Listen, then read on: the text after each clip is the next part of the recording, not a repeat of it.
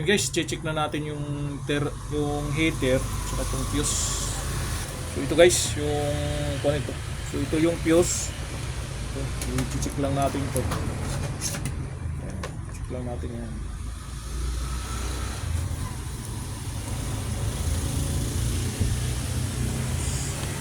Hindi makita guys ah. Check lang natin yan.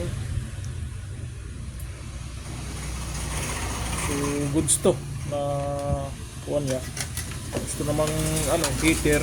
Tignan din natin para malaman natin. So tusukin lang natin dito sa kanyang fix.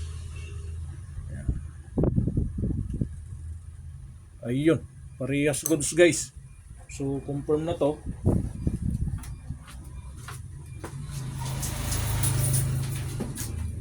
So itong thermodis ang sira guys. Ito yung sira nito. Ayan.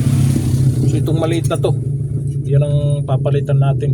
Saka itong ilisi na bali dahil ito na puno ng yelo yan. So yan ang kahimtang sa rep ni sir. So i-recommend ako na magpapalit nitong thermodis.